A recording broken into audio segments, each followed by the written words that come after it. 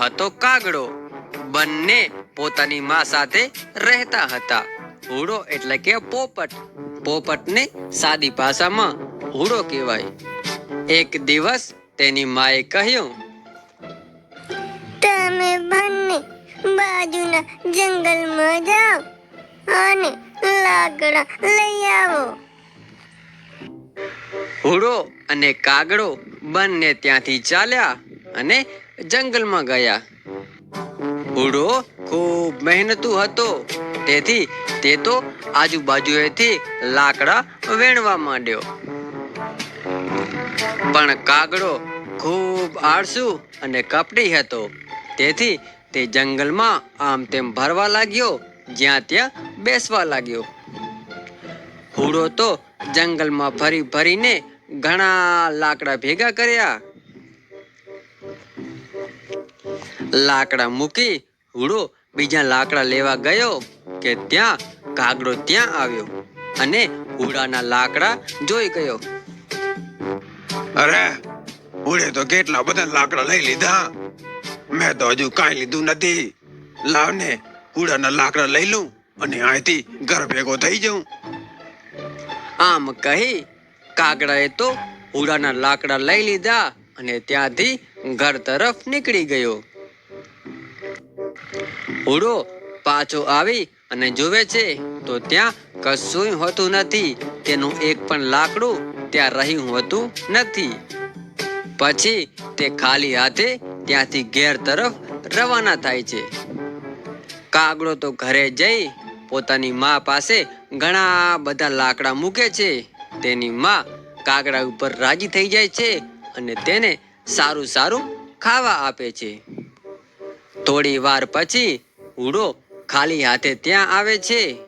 ઘરે આવતા જ તેની માએ કહ્યું, અરે, તું તો સાવ કામચોર નીકળ્યો. આ જો તારો કાગડો ભાઈ કેટલા બધા લાકડા લાવ્યો છે. પણ તેની માને એ નથી ખબર હોતી કે આ બધા લાકડા હુડાએ વેણીને ભેગા કર્યા હતા. પછી હુડો ત્યાંથી નીકળી જાય છે. તે વિચારતો હોય છે કે હવે કંઈક સારું કામ કરી અને પછી જ ઘરે પાછો ફરીશ. હુડો તો દૂર ને દૂર જંગલમાં જઈ એક ઝાડની ડાળી ઉપર બેસે છે. થોડી વાર થઈ ત્યાંથી એક ગાયોનો ગોવાળ નીકળ્યો. હુડાએ ગાયોના ગોવાળને કહ્યું, ગાયોના ગોવાળ, ગાયોના ગોવાળ, મારી માને એટલું કહેજે, મારી માને એટલું કહેજે, હુડો ભૂખ્યો નથી, હુડો તરસ્યો નથી, હુડો આંબલિયાની ડાળ, હુડો સરોવરની પાર બેસી ઝૂલે છે.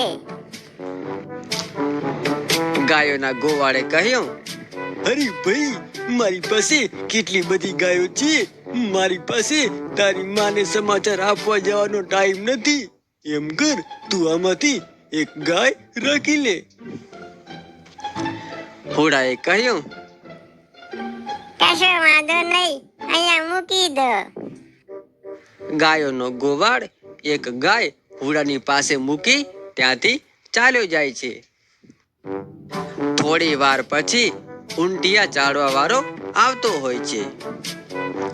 હુડાએ તેને જોઈને કહ્યું, ઊંટવાળા ભાઈ, ઊંટવાળા ભાઈ, મારી માને એટલું કહેજે, મારી માને એટલું કહેજે, હુડો ભૂખ્યો નથી, હુડો તરસ્યો નથી, હુડો આંબલિયાની ડાળ, હુડો સરોવરની પાર બેસી ઝૂલે છે.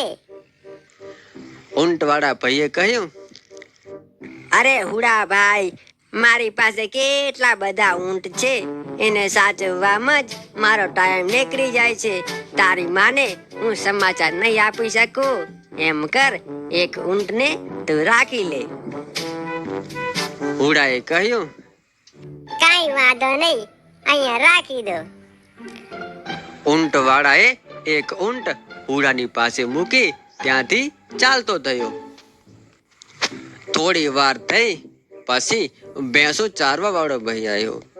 હુડાએ તેને જોઈને કહ્યું, ભેંસોવાળા ભાઈ, ભેંસોવાળા ભાઈ, મારી માને એટલું કહેજે, મારી માને એટલું કહેજે હુડો ભૂસ્યો નથી, હુડો તરસ્યો નથી, હુડો આબલિયાની ડાળ, હુડો સરોવરની પાર બેસી ઝૂલે છે. ભેંસા વાળાએ કહ્યું, ભાઈ હુડા, મારી પાસે જોતો ખરી કેટલી બધી ભેંસો છે. આમ બધું મૂકીને હું ક્યાં તારી માને સંદેશો આપવા જઉં? એમ કર, તું આમાંથી એક ભેંસ રાખી લે. હુડાએ કહ્યું, કાંઈ વાંધો નહીં, અહીંયા રાખતા જાઓ. ભેંસો વાળાએ એક ભેંસ હુડાની પાસે મૂકી અને ત્યાંથી ચાલતો થયો. થોડી વાર પછી બકરી ચારવા વાળો એક ભાઈ આવતો હતો. તેને જોઈ હુડાએ કહ્યું, બકરીવાળા ભાઈ, મારી માને એટલું કહેજે, મારી માને એટલું કહેજે હુડો ભૂસો નથી, હુડો તરસો નથી, હુડો આબલિયાની ડાળ, હુડો સરોવરની પાર બેસી ઝૂલે છે. બકરી ચારવા વાળાએ કહ્યું, અરે મારી પાસે કેટલી બધી બકરીઓ છે, એમને મૂકીને હું તારી માને સંદેશો કેવી રીતે આલું? હે, એમ કર, એક બકરી તું રાખી લે બસ. હુડાએ કહ્યું, કાંઈ વાંધો નહીં, અહીંયા બકરી રાખી દો. બકરી વાળો ત્યાં એક બકરી મૂકી ત્યાંથી ચાલતો થયો. પછી હુડો તો ગાય, ભેંસ, બકરી અને ઊંટિયાને લઈ બજારમાં ગયો. ત્યાં તેમને વેચી ઘણા બધા પૈસા લઈ પોતાના ઘેર પોતાની મા પાસે આવ્યો.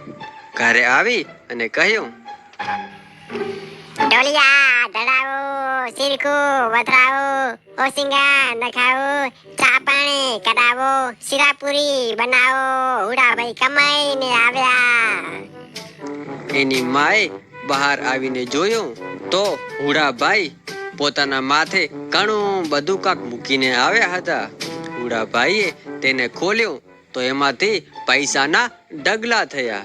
તેની માં ખૂબ રાજી થઈ ગઈ. કાગડાને થયું કે મારે પણ હવે બહાર જવું જોઈએ અને પૈસા લઈને આવવું જોઈએ. કાગડા ભાઈ તો બહાર ગયા અને ક્યાંક થોડી વાર આંટો મારી પાછા ઘરે આવ્યા. ઘરે આવી અને કહ્યું, ડોલિયા ઢરાવો, સિરકું વધરાવો, ઓસિંગા નખાવો, શીરાપુરી બનાવ, કાગડા ભાઈ કમાઈને આવ્યા. કાગડા ભાઈએ પોતાની પાંખો ખોલી તો ધૂળના ઢગલે ઢગલા. તેની માં કાગડાને ખૂબ વઢ્યા. પછી હુડો તેની માં માટે પ્રિય બની ગયો. વાર્તામાંથી શીખ એવી મળે છે કે હંમેશા મહેનતુ અને સારા વિચારનું રહેવું જોઈએ.